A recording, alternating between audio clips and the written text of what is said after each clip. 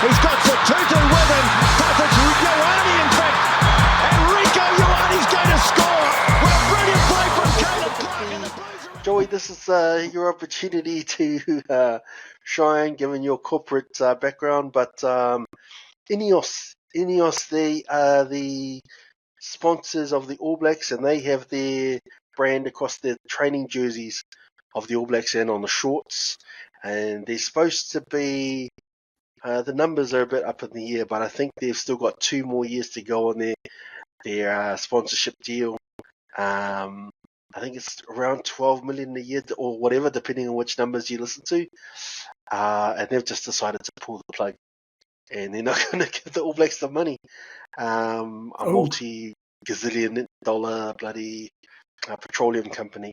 So have you got any thoughts on that from a corporate perspective?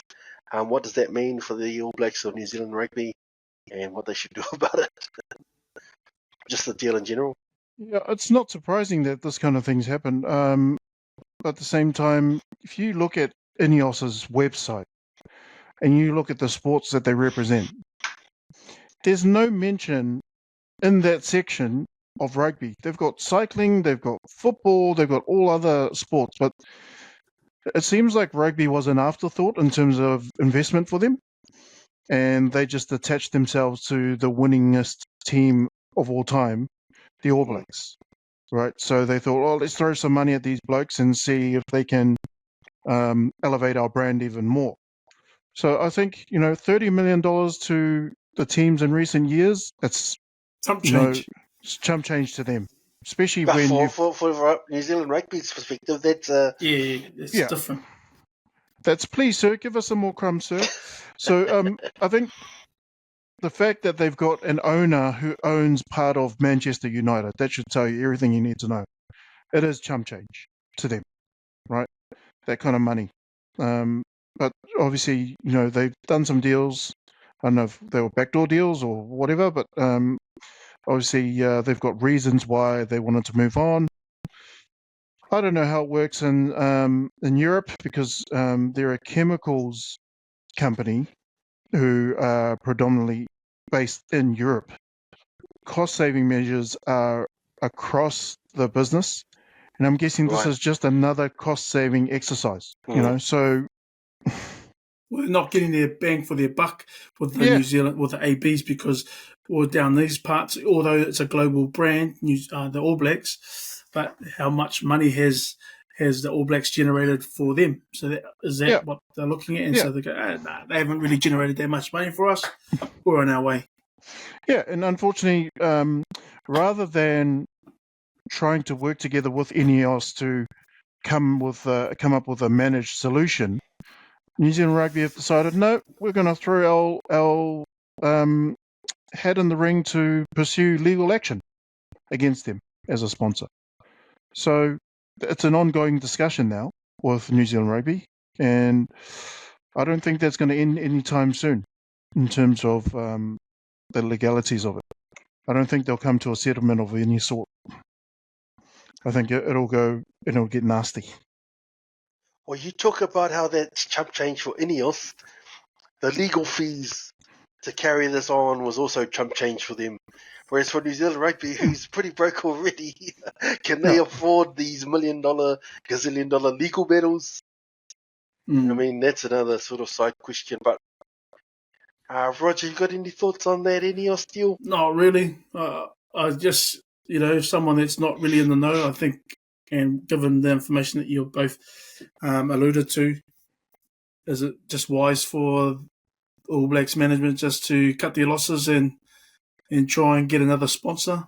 If it means, the type of money that you're talking about to try and put up, to take them to court, it's going to just put us more in the deficit. I don't know how it all works, but it's probably worth more energy put into investments, into trying to entice another sponsor as opposed to taking legal action against him. I don't know enough about it. Yep, good thoughts there. Joey, did you want to say anything else on that INEOS deal? You're our corporate guy.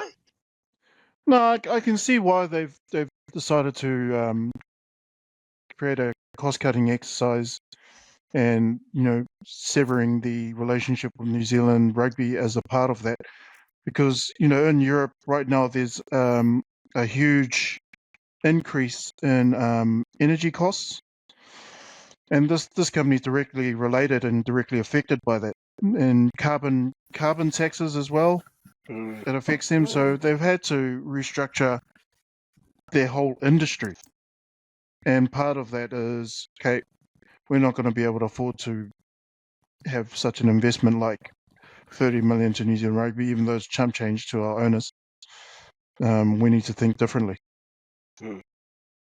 Do they sponsor any other rugby franchise or We're team? the only one. New Zealand Rugby is the only one. Mm. Mm. Yeah. I'm really interested, from the New Zealand rugby side. So I was going to bring this up on my sort of final thoughts, but I'll get you to sort of have a think about this one, Joey. So to me, the saga, it raises some questions around New Zealand rugby's financial situation. So however much millions they were going to get from the sponsorship rights within INEOS, in isolation, maybe you think, well, they can get another sponsor, INEOS can be replaced.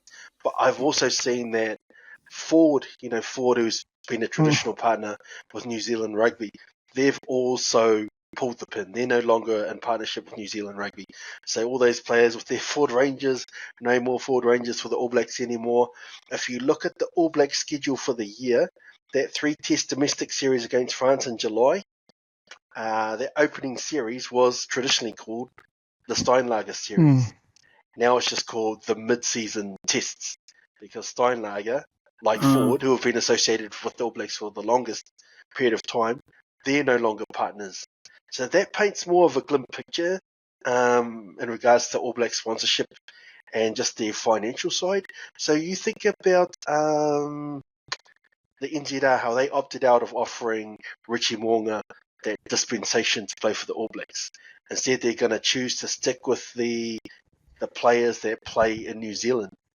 And even though part of me sort of agrees with that call, if you do go down that route, you need to pay all those best players to stay in New Zealand and give them a decent amount of money. But if you remove Ford, Steinlager, and now INEOS, I suppose my question is, where does that money come from to pay all these players to stay to be eligible for the All Blacks? So I'm really worried about the financial situation. Just from your corporate side, have you got any thoughts on that and what they should do or how they can get themselves out of this hole? Broadcasting. They need to focus on broadcasting. They need to focus on the likes of Sky, offshore, Sky equivalents. They need to have an increased global appeal so that, especially when you're thinking about Super Rugby Pacific, they need to take that package to maybe a Japanese investor, someone in that APAC region, and go, look, this is something that can generate more revenue, more eyeballs and what have you, and then negotiate better deals. Because right now it seems like New Zealand Rugby, they don't have much leverage when it comes to bargaining chips, when it comes to a strong enough product like Super Rugby Pacific is supposed to be, and appeal to a wider global audience, which is what a sponsor wants to hear and see. They want to know, okay, what kind of numbers can we get from your competition, and what's it going to likely look like in the next 1 to 5 years, and how are we going to get our return on investment based on those numbers? What innovative ways are you going to generate revenue from those numbers?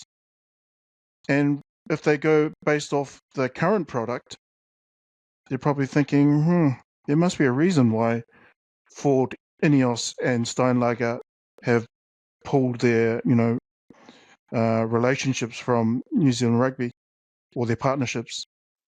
But They also need, sorry, KJ. Commercial partnerships. They need to focus on that. They need to go and look for commercial partners who could use rugby as, I guess, a platform to grow their global audience. They want to look at a company that is growing globally, and have an All Blacks brand or New Zealand Rugby Super Rugby Pacific help them elevate their brand into global markets. They need to have conversations where they're developing the innovative partnerships that they have, or they need to work with tourism operators. They need to get better fan engagement and talk about revenue streams around that.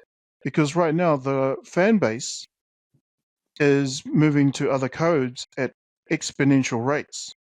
And those other codes being the less contact sports like basketball, if you take New Zealand as an example, especially Auckland.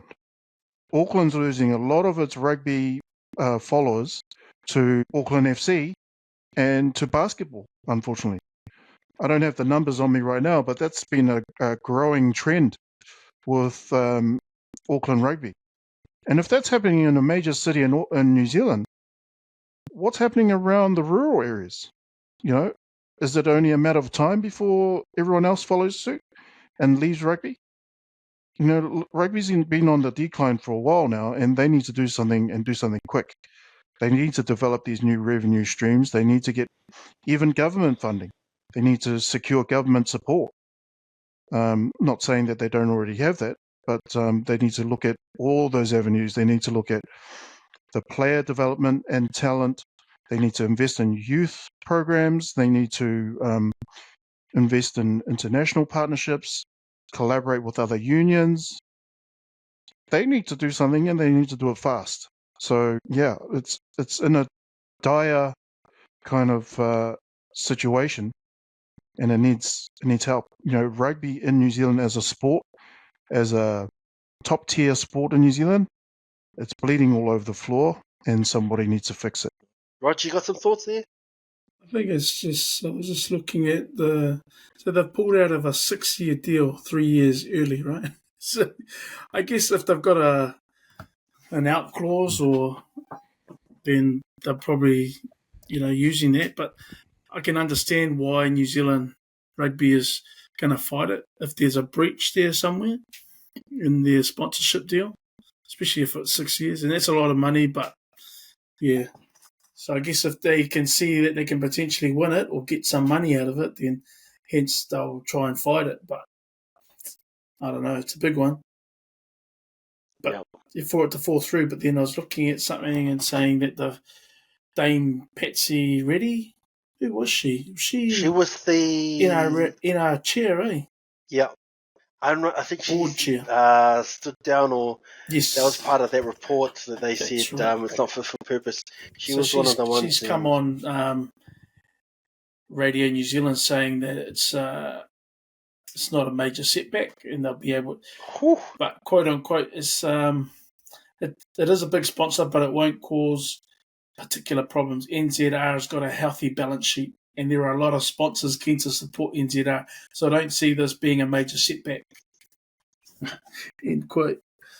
Well, it's a lot of money. I like I said that before, but if you take them out, maybe you can get a replacement. But because they're not doing it, Steinlager, I don't know what happened there, but they're not doing the mid-season sponsorship anymore, and Ford aren't doing what they were doing before.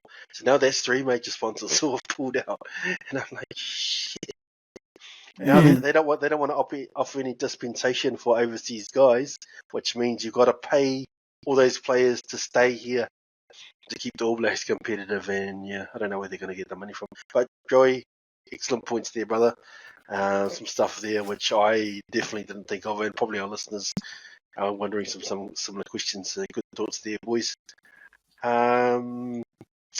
You guys got anything else you want to say on that before we close up? We're just about to finish up. Not on that, but something we haven't mentioned and probably should have is Western Force are about to be injected with a great rugby brain in Leon MacDonald. Oh yes, good point. The All Blacks missed him, man. Oh, that former All Black coach that lasted how long? How long was the All Black coach for? Decided to take the out clause. Take the money and run. I think that'll be. So I don't know. I'm not sure who the current force. So he's going to take over soon, or he is taking over now. He's set to land his his job there. So not sure if that'll happen this season or what. Oh, right. Okay, interesting. Mm. Good on him for leaving the All Blacks. He's got to stand your ground on what you think. So it was the right I call. mean, that little stint that he had in All Blacks, obviously the time that he had the Blues and all of his the teams before that, I think his CV would be something that the Western Force wouldn't be able to turn down. But then that will command a certain dollar price. So having been with the All Blacks, albeit less than 6 weeks, was it? Mm. Then he's still got that on the CV. Former All Black assistant coach. So, there's been some good assistant coaches over the years. Some that have gone on to be head coaches. Oh, Foster. Rings a bell. Yep. Came Wish down close. MacDonald all the success. I know he wasn't the one who won it for the Blues, but I do credit him for being a part of the turnaround, because before he came on board, we were the worst. There was a period where we were the weakest New Zealand team, which was quite frustrating. So I think he helped to turn that around to get us to a position where we could win it. The worst New Zealand team. Oh, I haven't heard this one before. Stace, the worst. There was a time when you were the worst New Zealand team. Yeah. Are you admitting even worse than the Highlanders at some point? There was a period where we were just shocking, man. We're not going to go into that now. There's 20-odd years worth of that, eh? No, they had some good moments in there. Came close, but hey, look, we can't use that against you guys now. So yeah. All right, that's us. We're just about to wrap up, boys. So we've got some final thoughts. Joey, mate, any last words just in closing up the pod? Just it's exciting to see that there's some great talent coming through, and especially in the debutants who start over that first round. Tahe Kemara was one that we probably didn't talk about enough. He was a fly half for Crusaders. And obviously Kyle Preston coming off the bench and scoring a hat-trick. He's definitely one to look out for. Exciting talent. And then you have all the other franchises who had their own debutants. Not too sure about the Highlanders, but look, I'm excited about that game and seeing at least one of the Talias on the respective sides scoring. Tanielu or Mark. Nice. That might be a better 2 Talias to score. Yep, well, good thoughts there. Roger, mate, have you got any last words for us? Looking forward to the second round. All I have to say now is 25-14. Beauty. It's a beauty. 25-14. 25-14. Nice. User of the round one champs. I'll give you that. It's been a good opening round to Super Rugby. I think we talked about some of the financial situations, the crowd sort of staying away, not getting the crowd numbers they want. And Joy, I know you offered some really strong solutions there, but I think the rugby as well has to stand up and speak for itself. So we've seen a lot in the last sort of maybe sort of 2 or 3 years since South Africa have left. We've seen a lot of lopsided results. Moana Pasifika haven't quite been that competitive. The Drua just winning their home games. The Highlanders languishing, and some of those Australian teams not being that competitive. But hopefully we'll turn the corner. All the Australian teams won, which you mentioned, Joey, Moana and the Drua, right into their games, right up to the last sort of 2-3 minutes. And even the champions, the Blues, who you think are sure bets, are unfortunately bottom of the table at the moment. So that augurs well for the competition, because if the rugby can speak up for themselves and they can get some of the off-field stuff, which you talked about, Joey, some of the leadership stuff, the administration stuff sorted, rugby can get back to where it was at the top of the pile. Because as it stands now, other sports are taking over it. Feels like New Zealand rugby sort of rested on its laurels a little bit and just thought, well, we're the number one sport in this country. We don't have to do anything. We'll just carry on. And bottom of the it'll take care of itself. table, even though the Reds haven't played. Oh, interesting. Well, because we've got negative points differential now. And they got 0 points. Got to mute your mic in a minute. Good podcast there, boys. I will say, just finishing up, the Counter Ruck's available through the usual podcast platforms. Spotify, Apple Podcasts. We're on YouTube, and many, many more. So keep listening, and don't forget to click subscribe. Rog, thanks for jumping on, being part of the pod. Joey, thank you, brother.